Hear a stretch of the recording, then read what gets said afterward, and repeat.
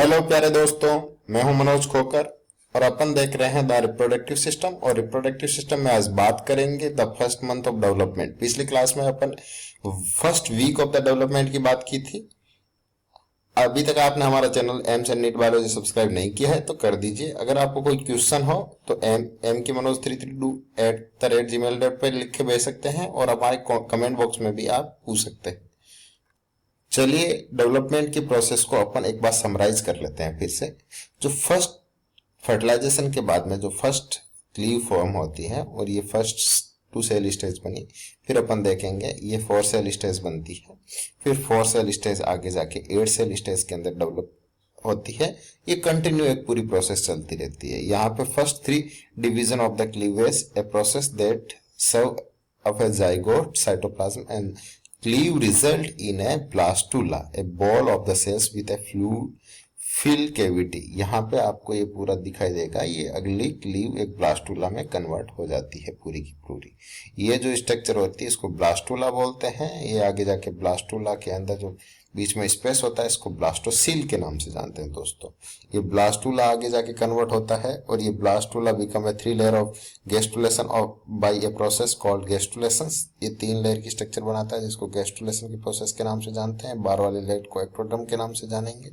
और इसके अंदर dorsal leaf a fold ectoderm above the first opening and that appear in the blastula cells and migrate inward and start rearranging themselves. जो ये बाहर की side में जो फोल्डिंग स्ट्रक्चर बन रही है इसको एक्टोडर्म के अंदर से नामते हैं। और ये डोर्सल लीफ जो ये आउटर स्ट्रक्चर बना है और इसके अंदर जो फ्लूइड होता है उसको इसमें फ्लूइड पाया जाता है और ये फ्यूचर गट कैविटी को बनाने का काम करेगा। आगे जाके गट कैविटी के अंदर कन्वर्ट होता है और आगे की प्रोसेस के अंदर ये यहाँ से आप देखेंगे ये योक प्लग के अंदर यहाँ जो योक फॉर्म हुआ है उस बना रहेगा। फिर ये न्यूरल प्लेट बनेगी और उसको पूरी को अपन आगे स्टडी करते जाएंगे। ये न्यूरल प्लेट बनती है जिसको अपन नोटोकॉर्ड के नाम से जानते हैं। ये जो नोटोकॉर्ड आगे जाके वर्टिब्रल कॉलम के अंदर कन्वर्ट होती है और वर्टिब्रल कॉलम बनाती है और उसी के अंदर आपकी स्पाइनल कॉर्ड प्रेजेंट होती है। नोटोकॉर्ड तो खुद स्पाइनल कॉर्ड के अंदर बनती है। स्पाइनल कॉर्ड के चारों तरफ जो बोन का कवरिंग लेयर होती है उसको वर्टिब्रल कॉलम बोलते हैं। ये कॉर्डेटा का मुख्य लक्षण है जो ये बतलाता है कि उसके एम्ब्रियोनिक कंडीशन के अंदर नोटोकॉर्ड प्रेजेंट होती है और ये इसके चारों तरफ गट कैविटी प्रेजेंट होती है। गट कैविटी के अंदर पूरा का पूरा इंटेस्टाइनल पार्ट्स और प्रेजेंट होगा। ये आगे अपन डिटेल में इसकी स्टडी करेंगे। तो चलिए अभी अपन जहां पे पिछली क्लास में अपन एंड किया था वहीं से स्टार्ट करते हैं। 13 डेज के बाद में ये डेवलपमेंट कैसे होता है और 13 डेज के बाद में अपने के चारों तरफ ये मेन 12 डेज में अपन ने सब कुछ सेम था लेकिन यहाँ पे कुछ चेंज हो रहा है। ये फिंगर लाइक स्ट्रक्चर निकल रही है जिनको अपन कोरियोनिक विल्ली के नाम से जानते हैं। जो ये जो लेयर थी जिसको अपन साइटोट्रोफोब्लास्ट बोल रहे थे, ये साइटोट्रोफोब्लास्ट आगे जाके फिंगर लाइक स्ट्रक्चर या फिंगर लाइक प्रोजेक्शन में कन्वर्ट हो जाती है। जो फिंगर लाइक प्रोजेक्शन में कन्वर्ट होती है इसको कोरियोनिक विलाई के नाम से जानते हैं और इनके अंदर बीच में कनेक्टिंग स्ट्रक्चर होती है जिसको कनेक्टिंग स्टॉल के नाम से जानते हैं। ये कनेक्टिंग स्टॉल इसके डायरेक्ट इसके साथ में कनेक्ट होती है।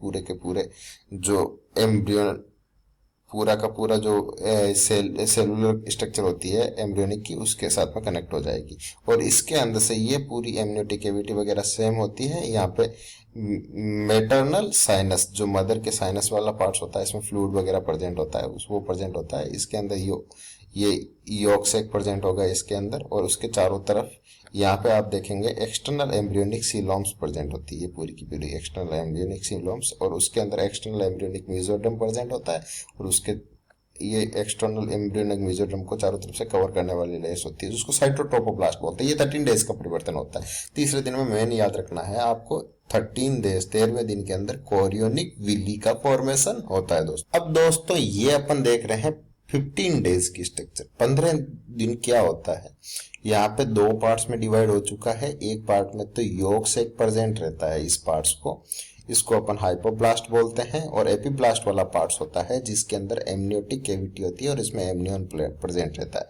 और यहाँ पे जो दोनों को कनेक्ट करने वाला पार्ट्स होता है उसको कनेक्टिंग स्टॉल के नाम से जानते हैं। एपीब्लास्ट वाला पार्ट्स होता है जो एमनियोटिक केविटी का फॉर्मेशन करता है, और इसके ऊपर की पार्ट एमनियोटिक केविटी के नाम से जानते हैं, जिसमें एमनियन प्रेजेंट होता है। एमनियन बनाने ये पूरा का पूरा जो एमनियन इसकी सेलुलर लेयर होती है उसको बोला जाता है, और ये जो नीचे वाला पार्ट्स होता है उसको हाइपोप्लास्ट बोलते हैं, और ये यॉर्क सेक प्रेजेंट रहता है इसके अंदर। और इसको जूम करके देखते हैं दोस्तों तो ये आपको इस टाइप से दिखाई देगा, जिसको अपन देखते हैं ये ऊपर वाला dorsal surface of the bilaminar embryonic disc का ये ऊपर वाला सरफेस होता है, जिसको डोर्सल सरफेस के नाम से जानते हैं।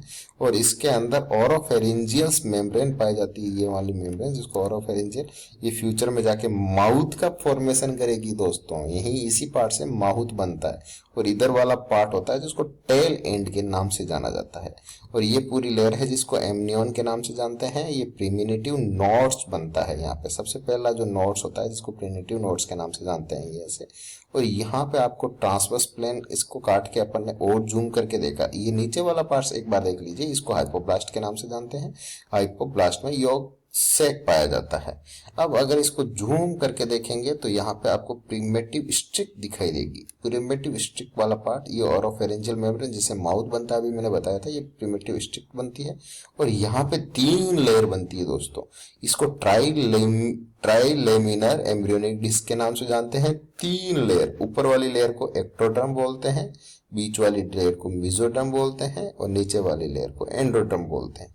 तो दोस्तों हर लेयर आगे जाके एक पर्टिकुलर ऑर्गन का फॉर्मेशन करेगी, और आप देखेंगे अलग अलग जगह की ये चीज एक्टोडर्म से बनी है, ये मेसोडर्म से बनी है, ये एंडोडर्म से बनी है। तो हर लेयर की एक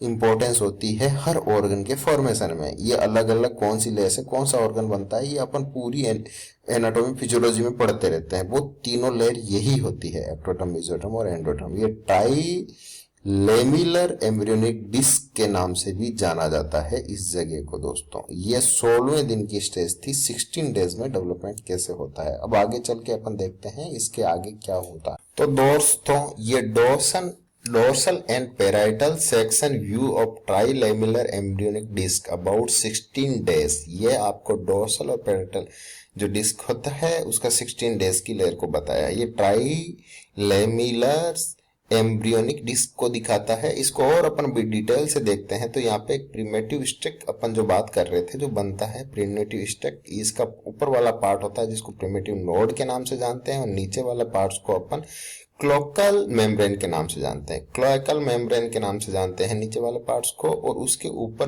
बनता है न्यूरल प्लेट्स। ये पूरा पार्ट न्यूरल प्लेट्स, और मैंने बताया था ये न्यूरल प्लेट्स आगे जाके नोटोकॉर्ड की प्रोसेस को, नोटोकॉर्डल प्रोसेस को बनाने में हेल्प करता है। नोटोकॉर्ड बनती है, नोटोकॉर्ड, और इसको आउटलाइन या आउटलाइन बेनिथ ऑफ एक्टोडर्म के नाम से बोलते हैं। एक्टोडर्म इसको बनाने रखेगा नोटोकॉर्ड को, और ये आगे नोटोकॉर्ड के ऊपर वाला पार्ट होता है जिसको ओरोफेरेंजियल मेम्ब्रेन के नाम से ये माउथ बनता है।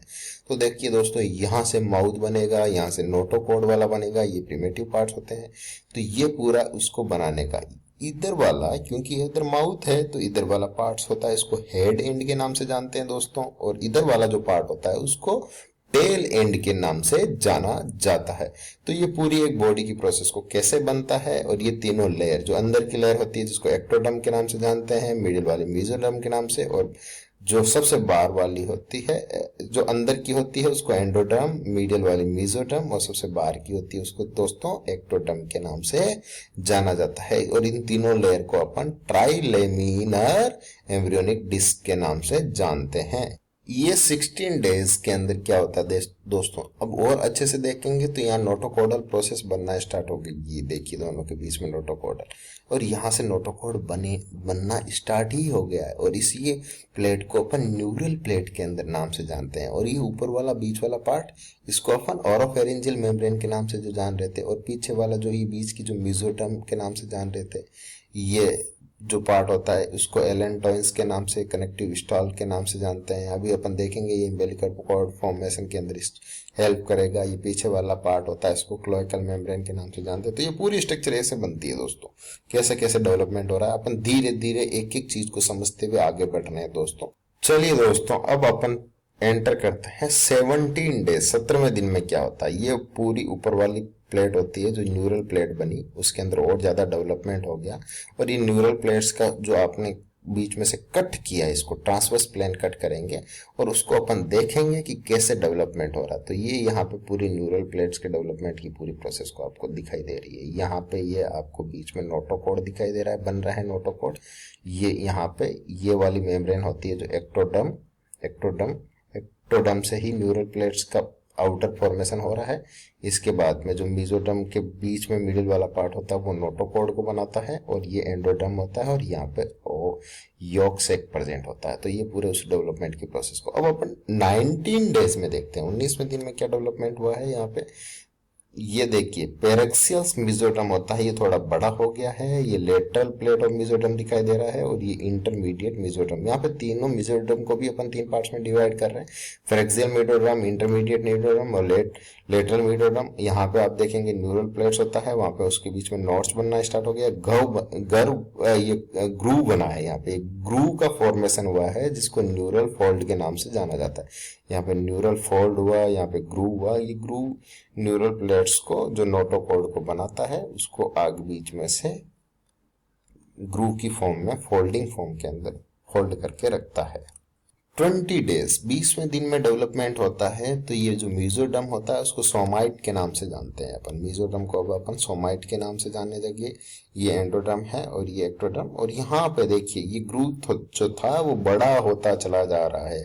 जो न्यूरल ग्रूव था जो बड़ा होता चला जा रहा है। जो फोल्ड से अंदर का जो इंटरनल फोल्डिंग है वो उसको न्यूरल ग्रूव बोल रहे थे, वो बड़ा होता जा रहा है। और ये इसके बाद में आप यहाँ पे देखेंगे 22वें दिन तो ये पूरा का पूरा ग्रूव अंदर एक केविटी फॉर्म बना लेगा जिसको अपन न्यूरल ट्यूब के नाम से जानते हैं। ये पूरी की पूरी एक ट्यूब लाइक स्ट्रक्चर बनाएगा जिसको न्यूरल ट्यूब, और उसके चारों दोनों साइड के अंदर क्या प्रेजेंट होंगे, सोमाइट्स। और ये लेटरल प्लेट बनेगी जिसके अंदर सोमेटिक मेसोडर्म और स्प्लेनिक मेसोडर्म के नाम से, स्प्लेनिक मेसोडर्म और सोमेटिक मेसोडर्म, स्प्लेनिक मेसोडर्म और सोमेटिक। और यहाँ पे देखिए एक्सटर्नल एम्ब्रियोनिक सीलोम्स पाई जाती है। यहाँ पे सीलोम का बनना स्टार्ट हो गया और इसके अंदर एंडोडर्म प्रेजेंट होता है। तो यहाँ पे इंटरमीडिएट मेसोडर्म बोला जा रहा था इस पार्ट्स को। ये फूला यहाँ से बीच में से, और ये पूरी स्ट्रक्चर कैसे यहाँ पे न्यूरल ट्यूब का फॉर्मेशन होता है उसको पूरे को बताया है दोस्तों। चलिए दोस्तों यहाँ पे देखिए ये जो पूरा बना था, मैंने बताया था आपको ये न्यूरल फोल्ड, ये इस टाइप से न्यूरल फोल्ड बनते हैं।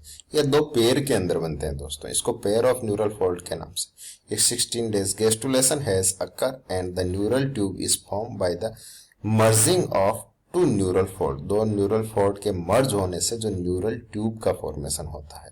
और यहाँ पे देखेंगे न्यूरल ट्यूब बनने के बाद में 18 से लगा के 23वें दिन 23 डेज होते हैं, 18 to 23 days bumps of the mesoderm जिसको सोमाइट्स बोलते हैं। यहाँ से ये सोमाइट्स वाला पार्ट्स फॉर्म, यहाँ पे जो ये क्या करता है सोमाइट का फॉर्मेशन करता है। And they will develop into the muscles and bone of the head and trunk. ये हेड और ट्रंक जो कि क्या करता है मसल्स और बोन को डेवलप, सोमाइट वाले पार्ट से हेड और जो हेड का और जो ट्रंक की मसल्स होती है वो डेवलप होती है दोस्तों। और जो इसका आगे ऊपर का पार्ट होता है वो फ्यूचर का ब्रेन बनाएगा दोस्तों।